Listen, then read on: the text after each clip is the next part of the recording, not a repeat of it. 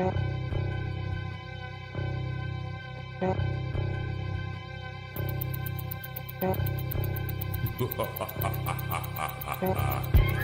I'm here on a mission of mercy.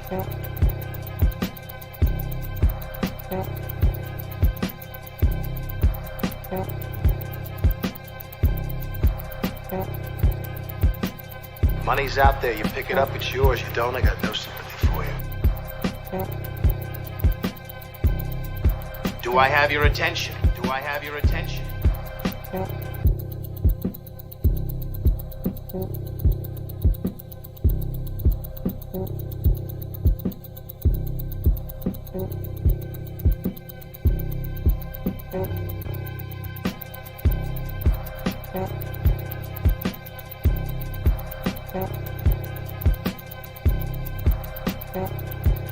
Put that coffee down. Put that coffee down.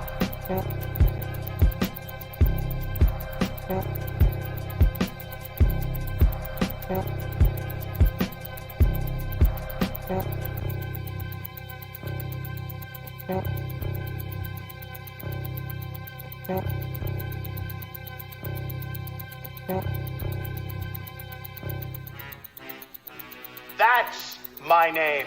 That's my name. The champ is here! The champ is here! The champ is here! The champ is here! The champ is here! The champ is here!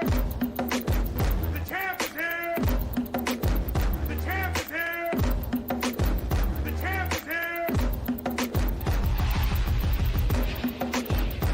Only one thing counts in this life. Get them to sign on the line which is dotted. What's up, my friends? It is Monday, September 11th, and bringing back the live Ask Me Anything segment that we did every week until about a couple of months ago. Anyhow, I am back and I'm live, and I want to know where you guys are at. I want you to check in. We are streaming on YouTube, Facebook, LinkedIn. That feels right. Yeah, those three. So, the objective here, guys, is just today I want to talk about my journey in the LinkedIn learning, writing the book, and I want to answer your questions. The only reason I do this, I do tons of content, as you guys know. The only reason I do this is my way of being able to engage with folks live and be here for you. It's about service. So any questions that you have, pop them in the chat on whichever platform that you're using, and I will answer those for you. But before we get into all of that, first thing I want to do is let's just take a moment. Let's take a moment just to acknowledge the significance of the day. Today is September 11th. And let's take a moment just to reflect, man. I don't know where you guys were at. I know where I was. And I was working for McLeod USA. Shout out to McLeod USA. Very young in my career. And this is my first telecom job, in fact. And I can remember the day and everything happening and rolling TVs into the sales floor and the email that we received from corporate that said, hey, something's going on, but, keep working. It's crazy. Anyway, let's just take a moment and reflect with a sense of gratitude. Gratitude that we're here. And as long as you're here, as long as you're breathing the air, you got opportunity. So that's what I like to just bring attention to today. A lot of people just going to work. Normal people like you and I going to work, trying to do their thing, that lost their lives on that day. So let's recognize them and let's appreciate our own opportunities as we get started with this. All right. Natasha, what's going on? Natasha was in NYC. She'll never forget, guys. I was in Utah, and I will never forget. It was one of the most emotional days of my life. Like, wow, it was something else. All right, so let's get into this thing. So for those of you that have not been a part of one of these lives or don't know who the hell I am, my name is Ronell Richards, and I'm a businessman. I'm going to tell you, you're going to understand that even a little more with a little more depth as we get into this conversation. So, a lot of folks, when they do this sort of thing, they might just be like, okay, here's the steps, do this. If you know anything about me, you know anything about my journey, you know anything about the book, I believe that what is missing in instruction is philosophy and real emotional connection to the instruction. So a lot of times when it comes to success, whether it's sales, whether it's business, we read books and these things, they read like a recipe, right? Like baking cookies. If it were that simple, why isn't everyone successful? Because it isn't, right? There's so much more. And I find that a lot of the success is it's in the gray and in the nuance. And that's what I like to talk about, because at the end of the day, I actually care about people being successful. Shout out to Ayana, who posted this morning about our 5 for 5 challenge that I've thrown out there. Ayana got a job. She got a job by doing my 5 for 5 challenge. She read chapter 12 of the book, like I instructed, and then she did 5 quality outreaches a day. And she got not just a job, she got the job she wanted, right? So shout out to Ayana. She posted about that today, and I reposted that on my page if you guys want to take a peek at that. All right, so let's get into this. Melanie Richards, I see you checking in. Hanson Lewin, my guy, good to see you. Erica, thanks for checking in. Melanie Richards, not my wife, Melanie, but another Melanie, who we are now becoming friends. So good to see you, Melanie.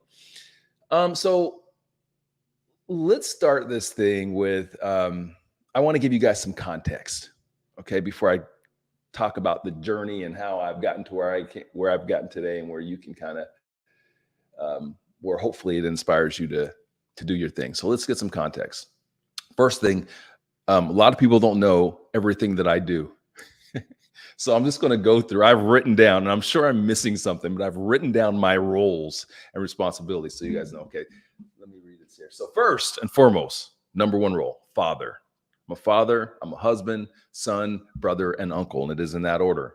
All right. Now let's get into the business stuff. And that's the most important stuff.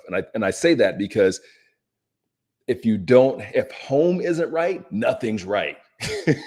If home isn't right, nothing's right. So you can't achieve in business. You can't do all these things that you want to do if your home life isn't right, if you don't have stability where you lay your head at night. All right.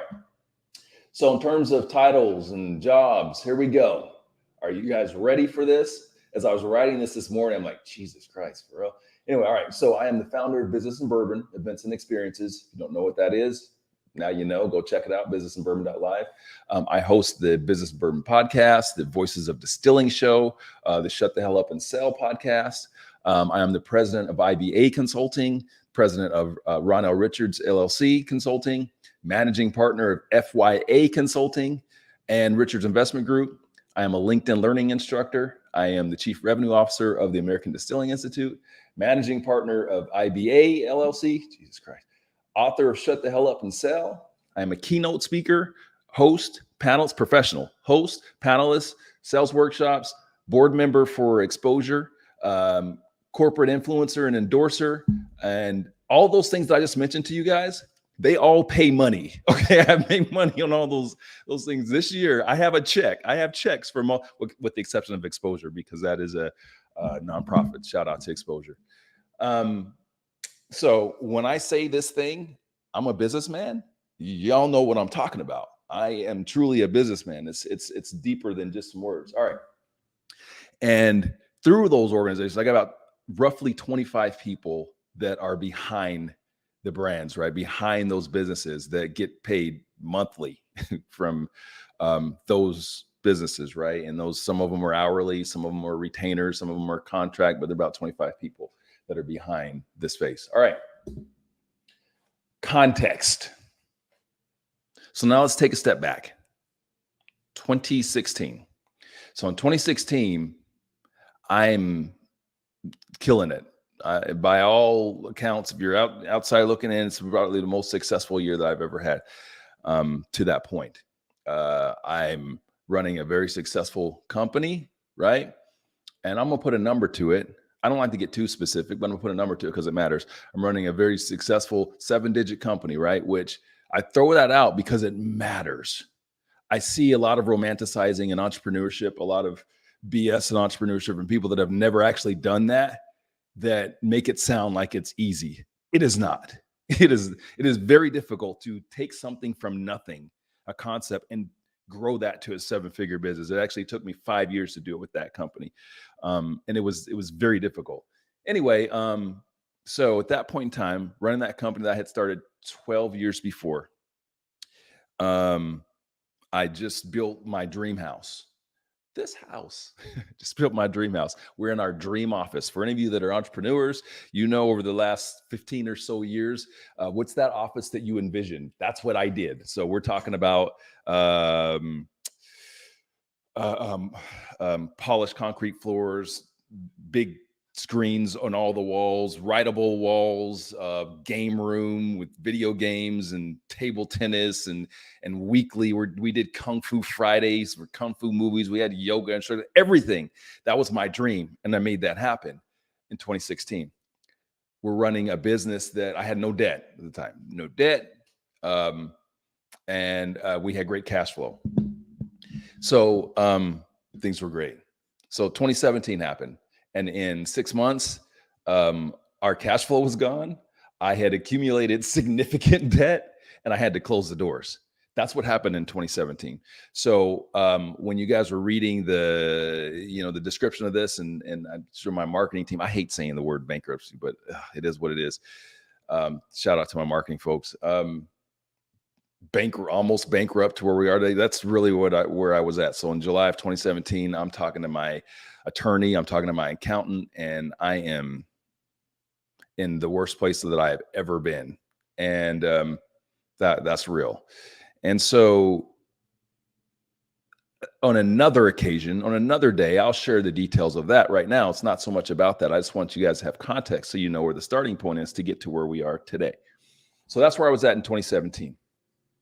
And so I want to go through a few lessons learned, a few things that have been impactful for me to take me from that to where I am today. And then we're going to get into the nuts and bolts of whatever you want to know in terms of, hey, how'd you do this? How do you do that? I'm going to answer that for you live. Okay. All right. So first, I want you guys to understand, this is not easy for me. It's not easy for me for a few reasons. One, I don't really like talking about myself that much. And if you follow my content, you know that. I don't like talking about myself that much. I like talking about my kids, my family, the success of the people that are in my orbit, but not so much myself because it just feels icky. So that's a little difficult for me. And I'm not a very reflective person. I'm a very in the moment, present. I try to be as present as possible and take advantage of today's opportunity. So I don't look in the rear view mirror very much, which made this a little bit difficult. But nonetheless, this is something I believe will be of service to the community. So I'm all in. All right. Here we go. First thing, guys. First lesson on this. And again, this is all going to apply to whether you want to do what I did with LinkedIn Learning and write a book or whatever it is that you're challenged with right now. Lesson 1, support system. So I told you about what happened in 2017. So in July, here's what I did. After I shut down my office and gave everyone pink slips and it sucked, the next thing I did is I went on vacation. You're probably looking like, oh, dude, you went on vacation. Yeah, I went on vacation. I packed up my family and we got in the car and we traveled up and down the East Coast. We went to DC, we went to Philly, we went to New York, we went to Raleigh, we went to a bunch of cities. And I spent a lot of time talking to my mom, crying to my mom, talking to my dad, calling people that were very close friends and just kind of talking it out. Why did I mention all that to you guys? Because when you are wounded, you need nurturing. And you need those people that are closest to you, the people that are going to be there regardless. And that's something you find out when you go through transitions like that. You find out who's really down with you, for you. But you need to bring those people closer. Okay, this is one of the success quotes, one of the success factors that has been fundamental to me growing from where I was to where I am today. Bring those people closer to you. Okay. Which is foreign to a lot of you guys. It was foreign to me as being someone that is the leader, someone that people come to. I don't go to people, they come to me. Right. And having to humble yourself, put yourself in that position to be able to receive that gift from the people that love you and that want to give that gift to you. So that's the first thing, support system.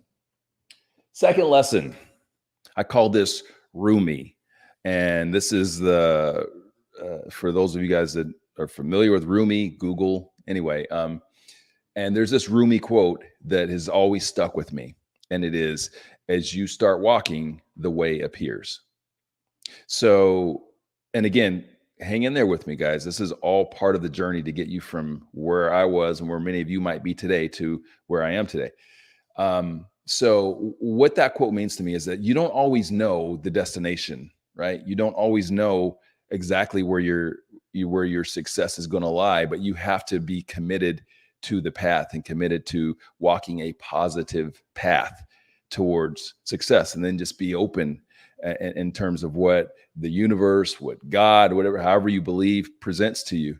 So for me, what that meant at that point in time is throwing a bunch of irons in the fire. All right. I started another company immediately. I took a job with a friend. I started leaning into my consulting business. I spent plenty of time seeing Dr. Rocky. My shout out to Dr. Rocky, my therapist. Spent a lot of time at the gym. So even though I was in a space to where I was hurting, I tried to power through it through positivity. So doing as many positive things, moving in a direction that I wasn't quite sure where it was going to end, but I knew that there were positive things, and I was committed to that process. So that's lesson 2, Rumi. Hope you guys are taking notes. Lesson 3, service. So around that time is when I also started creating content, and my content strategy was, I had no content strategy. It was really just about me sharing my truths, sharing my experience, sharing the whatever I had, the wisdom and everything that I had learned along the way. And that's where it started for me. There was no plan. And you can go back and look at that content. There was no specific plan for monetization or promotion of business or whatever. It just really started from a place of service. And what that blossomed into is a magnificent, powerful community. Powerful community. We do things. We can execute things that other people can't. People that have 10 times the amount of connections and followers can't travel around the country and execute, sold out events that we can. And it's because we built those really strong connections with people and built massive advocates based upon this desire to be of service. So, for me, I think that's part of the success formula, like making it bigger than you and making it about serving other people, right? And bringing value to other people's lives. And that'll in turn build great business connections for you. It will build what it's done for me and us is build like massive advocates. I'm very proud of all the work that we've done at Business and Bourbon, but the event that I'm most proud of is the one that we did in Missoula, Montana. Shout out to Missoula, Montana. And here's the reason why. Not because every other city wasn't fantastic. It's because it was Missoula, Montana. And when I went there, I was like, I increased the population of Black folks to 5, right? 5 in the state. So this guy from Atlanta, this Black dude from Atlanta going up to Missoula, Montana, and it was a packed house there. And the reason why is because of the advocates that we had built up there. They activated their community and just showed me the power of that, the power of building advocates, the power of they came through selfless activities that I did at the time in terms of content. And I did something with University of Montana as well, just giving to help. And that beautiful thing came from it. Whoa. Okay. At least it didn't hit the ground. That's my Run the Jewels album. Okay. Next, lesson 6. Oh, lesson 5. We got 2 more for you. And then we're going to get into questions. I got three more. Lesson 4, opportunistic. Okay. Be opportunistic. Here's what I mean by that. A lot of people think that that is a bad term. Like there's a bad connotation to that because being opportunistic means that, you're willing to do anything at the expense of others. I do not see it that way. Here's how I see it and how I apply it. For me, it's about awareness. It's a state of like constant awareness. For me, it's very positive. So, I'm always trying to see the opportunity in situations, right? Whether it is, everyday life, I'm trying to see the opportunity, the business opportunity, and most importantly, in problems. In problems, a lot of people don't do that. They don't look at the problem and say, where's the opportunity in that? So I would encourage you guys to be opportunistic in your lives, opportunistic in how you run your business. All right, next one, aggressive. Be aggressive. And this is going to tie into what's happened here with the book and LinkedIn Learning and all that, everything that I do. Be aggressive. I don't wait for people. What I mean by that is many of you are sitting back and you're waiting for someone to recognize your brilliance. Maybe you're creating content. Maybe you're looking for a job and you're submitting resumes and you submitted hundreds of them and you got this great background and you're wondering why people aren't recognizing you, why you're not getting the gig. I don't wait for people to recognize my brilliance. All right. So here's the traditional role of writing a book, or traditional, not role, but path of writing a book. When you write a book, you spend a bunch of time and then you submit it to publishers and you say, publishers, please publish my book, please. And then there is the path of becoming a LinkedIn Learning Instructor, which is, it's a job, guys. So it's just like any other job. So they have this website and you go to the website and you enter all your information and you put all these links and blah, blah, blah. And then you wait and say, please bless me. Please hire me. Oh, I'm going to be so good. I make videos on LinkedIn. I'm awesome. And guess what happens in both of those cases? Nothing. So what I did and what I do when it comes to everything in my life is I take control of it. So from a book writing and posting standpoint, first, I created my own community. I don't need their distribution. Hey, I'd love it if a publisher came in and said, hey, Ronell, we're going to give you $100,000 for your book. But that's not very likely. So I created my own community first, right? And then I wrote my book and used that and had that book as something new to offer to my community. And guess what? We've sold tons of books. We've done really well with the book.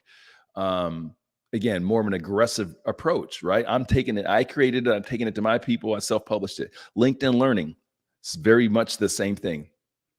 So I told you guys how the process starts. You submit your information and blah, blah, blah, and then you sit and wait. At least that's what most people do. I didn't wait. So I started doing my research. I took the same principles that I'm teaching you guys in Shut the Hell Up and Sell, chapter 12, the 5 for 5 challenge. The same principles. I applied those principles to getting my position as a LinkedIn Learning Instructor. I started looking for people that I felt were in strategic positions at LinkedIn, and I started to prospect them. Okay. Started prospecting them, sending them personal videos, sending them my demo reels, sending various clips of me doing speaking engagements and speaking on camera and all that. So I took control of that process, and lo and behold, I'm not going to put her name out there because that wouldn't be fair. She probably wouldn't like me doing that. But one person over there who is in the content creation curriculum world saw me, or I reached out to them, and she's like, okay, let's have a meeting. And I had a meeting, nailed the first meeting, had another meeting, nailed the second meeting. And then, a year and a half later, here we are. It wasn't overnight. All right. Lesson 6. And if you guys don't remember anything that I've just said in this, I want you to remember these last two because they're really the most important. The one is the aggressive and taking control of the outcomes, right? Taking control of the outcomes. Use my 5 for 5 philosophy. Read chapter 12 of my book. And then this, lesson 6, the tortoise always wins. Write it down. The tortoise always wins. Always, always, always, always. If I could only choose only 2 things that have helped me to be this, have the successes that I have today, there are only 2 attributes that I could claim. It would be 1, the aggressiveness, and second, consistency, unrelenting consistency. See, most people don't have that discipline to be consistent.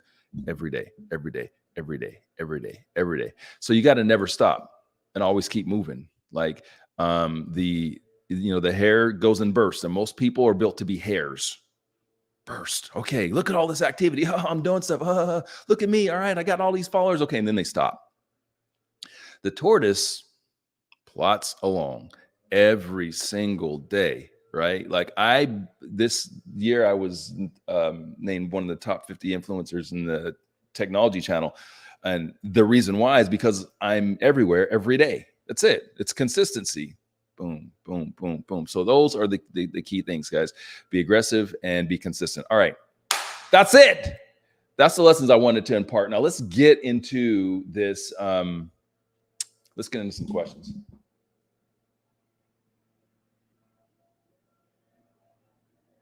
Amber, let's give some other shout outs too.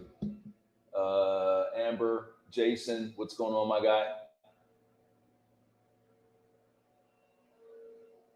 Natasha, thank you for checking in, reading your book now, please. Thank you. And it's also an audiobook. So if you think my voice doesn't suck, you can get it there. If you get bored of like reading, you're like, oh, let me just have Ronell read it to me. I'll read it to you in person too for the right price. Yeah, so get it on audiobook, guys. So the book journey. So most of you have a book in you, right? Everyone thinks they have a book in them, and you probably do. So here's some advice for writing a book. Get direction, get a coach, get somebody that's there part of the journey. Like by part of the journey, I mean the writing journey. Because here's the thing about feeling like you have a book in you is that most of us, when you're writing a book for you. You're not writing it for everyone else. Okay. So it's super important that you have someone that has that experience and pay for it. If you want your book to be awesome, if you want your book to not suck and you want it to actually serve people, you have to make sure that the content is for them and it's not just your journal. It's not just, oh, I think this is cool, and let me talk about the things I think that is cool. No, it has to be in service of others. So the best way to do that is you got to have somebody else, preferably a professional, that is guiding you on that. Second thing I would suggest, just because it was part of my process, is when I started this, like many of you, I thought, okay, I got all this great stuff in my head. Like, man, I got a book. I know this, but you know what? I don't have time. I'm busy. So you know what? Let me find a ghostwriter. Let me find somebody that I can just talk to and they can do all the book stuff. Well, what I learned through that process is that for me, wasn't going to work. And the reason why is because that ghostwriter is not you. And even when you're talking to them, it's their interpretation of the words that you're saying. So when it's actually your words that you wrote, it's far more impactful. And at the end of the day, again, if you're writing a book because you want to serve the community, you want to make impact, you got to think about those types of things. It can't be there's lots of people that have written books that nobody's ever read. And a lot of time those books that people haven't read are because they're really self-serving books. They don't get any traction because they don't bring a lot of value, because the book was written for them and not for the audience. Okay. Who else we got here? Fred Stacy, my guy, checking in. Daryl Perry, always good to see you, man. Always good. Kenneth Groom checking in. I appreciate you, sir. Lynn, how are you? So happy for me. Thank you. I received that. That used to be something hard for me to do. Like, I was very self-deprecating. Anybody that's known me for a while knows that. And when I say I'm not going that far back in the past, like recently. But what I've learned is that, thank you, Mom. This is a shout out to my mom. What I've learned is that when people give you compliments, to be gracious in receiving them and understand that this is an honor that they're bestowing to you. So instead of being like, well, it wasn't much, or, no, like, acknowledge it and thank them and know that it matters. And Lynn, it matters. And I appreciate it. Especially because this work is hard. This is hard work. That discipline and consistency, guys, every day, like this is my joy. This is why I'm so excited about the LinkedIn learning course, and for you guys to be able to see that's my purpose. Like, sitting in front of a camera, sharing my passion, educating, coaching, mentoring is absolutely where I'm supposed to be. It is absolutely my purpose, and it is my joy to be able to do that. But it is a lot of work to get to that point, and it takes a lot out of you. So every time somebody says, Ronell, I'm proud of you. Ronell, keep it going. Ronell, you're doing good work. Ronell, you made a difference. It fills me up, and I need it. So I thank you all for that. All right, who else we got? I got to see what we got on these other platforms. Jacob, did you miss the event? I thought I was loving it. Jacob, kinda. Kinda, bro. But you know what? You can get it on replay. Let me see who's checking in on these other platforms right quick. Oh, lots of comments. We're on Facebook, we're on YouTube, we're on LinkedIn. Janet, what's going on, Janet? Good to see you. Oh, by the way, guys, yesterday we got on live at 4 p.m. Eastern, and we will be doing it again next week. It's me and my brother, and we're calling it Bourbon Brothers. Because we're brothers who are brothers. Anyway, I know it's corny, but it's got a little something to it. Anyway, so we're doing that on Sundays, and this is just absolutely for fun. So over the years, we talk about sports, we talk about football, and we believe that we have brilliant takes. They're probably not that brilliant. However, they're fun. So if you're on Sunday, if you're not doing anything, you want to come kick it with us, just hop on. We're going to be live, and we might bring some of you guys in on 4:00 on Sunday, where we're just talking football and enjoying some whiskey. Let me see who else I have to shout out from some of our other platforms. Gerald, what's going on? I see you. Erica, hey. Oh, and guys, you got a question? Pop it in. What you got? I'm going a little over on time, but I always enjoy being able to engage and interact with the fam in real time. So if you have any questions about LinkedIn learning, you have any questions about writing a book, you have any questions about whatever it is that you're trying to do from a business standpoint or sales standpoint, now's the time. One of the questions you guys might have is, what's the title of the course? Well, I don't get to fully determine it. However, I will tell you that the course is based on a new concept that I am that we've trademarked and everything. It's called relationship-centric selling, and we just really felt like that really encapsulates my philosophy on sales. All about relationships. And building deeper relationships is the key to long-term success. Daryl says corny sales, but bro, I'm not trying to sell. I'm just trying to, but you're right. Dex, what's going on? Appreciate that. Dex says, keep up. Let me go ahead and pop some people on the screen, because I'm supposed to do that. So we're going to pop Dex on the screen. Appreciate you, Dex. Keep up the great work. Appreciate you sharing, my man. Thank you for checking in and watching this thing. I know how valuable everyone's time is. DP says corny sales. So Daryl, you trying to say I'm corny? Because I'm trying not to be corny. All right. Kenneth, how do you go about structuring the parts of the book? I've got all those thoughts. Oh, I love it. That's what I'm talking about. Okay, that's a great question. Okay, I'm going to give you an answer. And the answer is, you guys look in the comments, look in the chat. The answer is Gio DeReese. Shout out to my guy, Gio DeReese. Look him up. So that is the biggest challenge, Kenneth. You have all of this in your brain. How do I structure it? Well, here's what you can do. You can go buy a book and try to read, or you can do what I did and bring in my guy, Gio DeReese, to give me framework, to help me with the framework. So Gio helped me with the framework. He said, all right, I know this is how you structure this part, this is how you structure, and this is what matters to people. And he also, what I talked about earlier in terms of having someone that actually knows books to make sure that your content is serving your audience, he served that purpose for me as well. So like, he helped me with the structure. So I knew, okay, how to do the introduction, how to all that sort of thing. And then I was able to just fill my content in. So for me, Gio, fantastic. Appreciate you, my guy. But for the start of writing my book, he did a little bit. He gave me the framework, but that's all I needed. He gave me the framework, and then I went to work. And then after my content is during the process of writing the content, just having that kind of accountability buddy and having someone with a trained eye to make sure I'm hitting the target for you guys. And I'm not just writing something that I think is cool, because I don't care about that. I don't care about it being cool to me. I care that it matters to you guys and it's making an impact. That's a great question, Kenneth. Parts of the book, no thoughts on okay. I'm moving to another question here. Oh, okay. Craig. Hey, Craig. Craig says, how did you conceptualize what you wanted to talk about in different chapters of your book? Ooh.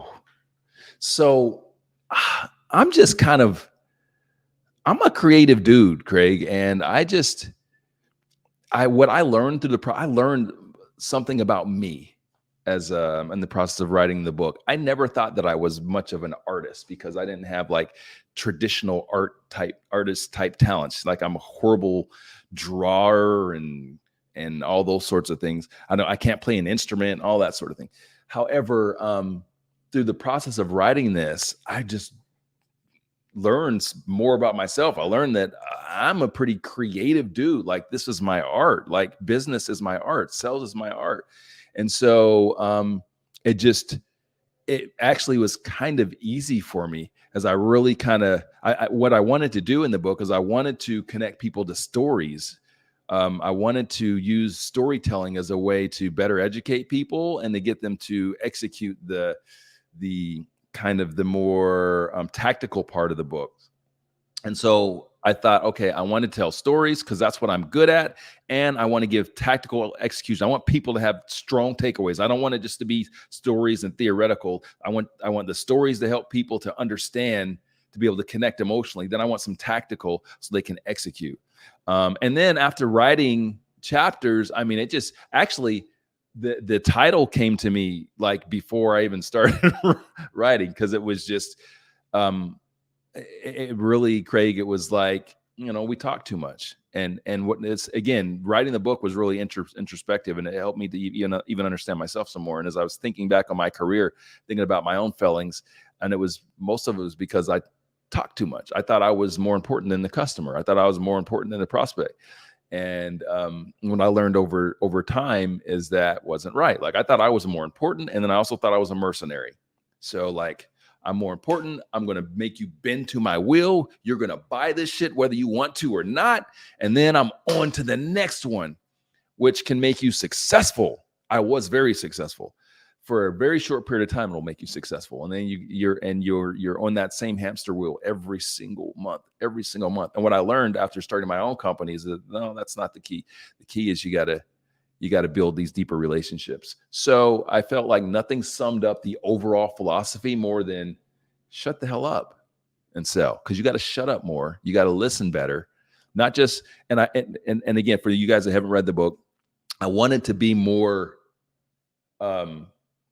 less subjectives, maybe the right word. And what I mean by that is there's a lot of terms in sales and business that we throw around that people don't even know what the hell they mean or how to execute them. For like that old cliche of, you got 2 ears and 1 mouth. Okay, that's cool. That's right. What the hell does that even mean? Like, how do you execute that in a sales meeting? So that's what I did in the book, as I broke it down. I said, okay, here's the science. Here's how you actually do it. So those of you that read the book know what I'm talking about. So I give some tips for, okay, here's how you actually shut the hell up, as opposed to it just being like, oh, this is something that I should do. I know I shouldn't talk so much. I know I should listen more. But actual real direction and how to do it in a meeting so that you're successful. All right. I have pontificated on that enough. Hopefully that my long way of answering your question, Craig. Put some steps. Greta says that she was driving.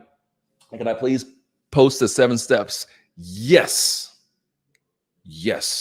In fact, we'll do better than that, Greta. Just stay tuned. I'll have my marketing folks make a nice little marketing graphic for it.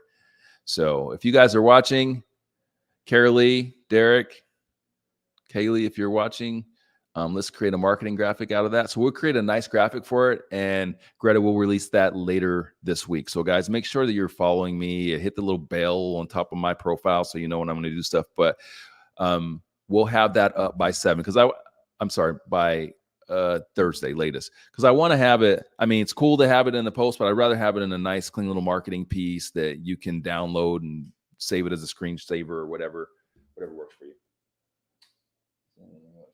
And Erica says, hope this is available to rewatch later. I might have. Yes, it is. It does. Oh, her question. How do you monetize a course? Great question. All right. So I am going to answer this question, Erica, without violating my NDA. But I can do that. So LinkedIn Learning works much like a traditional musician's contract, right? So thinking about it like this. So if I'm a musician and I get signed to one of these big labels, they give me a contract that says, okay, Ronell, we're going to distribute your content and we're going to give you a royalty. And, we'll pay your expenses and everything, and we're going to give you a royalty. That's basically how it works. Okay. So LinkedIn Learning has, millions of subscribers on that particular platform, and you get a royalty based upon your percentage of viewership. So, if there's 10 million views, 10 million course watches, and I get 1 million course watches in the course of a month, well, then I'm going to get, a 10% of the overall pot that goes to all the artists / instructors. So that's how it works. But it's very happy with LinkedIn and the way that they've first class.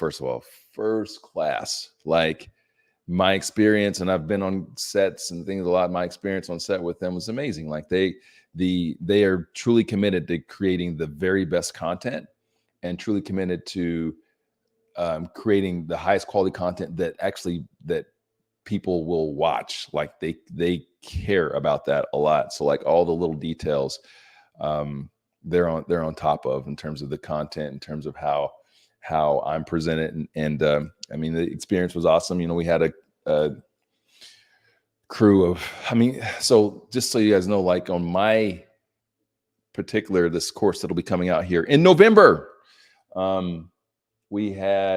this is just like people that are actively involved in the production. We had 5 people between our curriculum, helping with curriculum, helping with producing, director, all that. So we have 5 people involved with the production, and then their whole the shadow group, which is the bosses that view everything and say, okay, Ronell needs a red shirt instead of a blue shirt, and stuff like that. But all in all, it was a fantastic experience. That's how it's monetized, in addition to, increases the profile on the platform. So there you go, Erica. It's your question.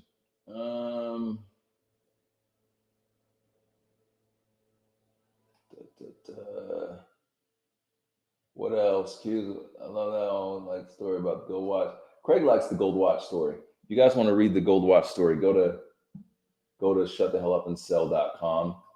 It's there to download for free. I like that story too. It's actually my very first I'm a big boy in business and sales, story and experience. So I think you guys like that. Okay, is there a glitch? This is on a track. Clicking, joining, can see the video playing out, but it's darkened with no sound. Hopefully there will be. Jacob, there will be replay. For all of you guys, there will be replay. There will be blood, and there's no blood. There will be replay.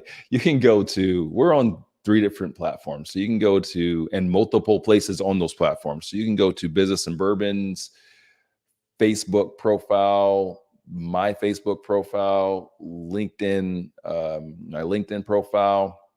You can go to YouTube and go to either my YouTube profile or the Shut the Hell Up and Sell YouTube profile, where this will be on replay.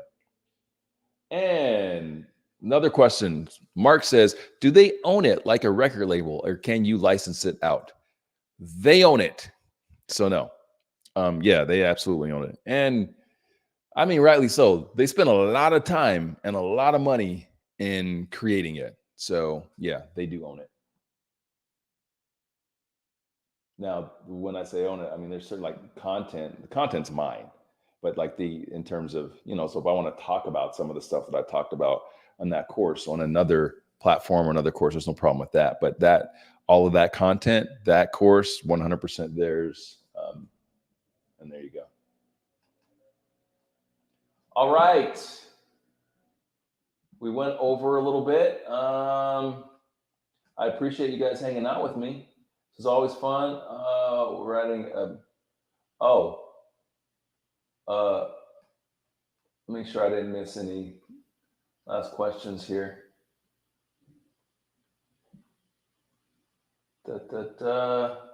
Before we close, I'll be able to rewatch later.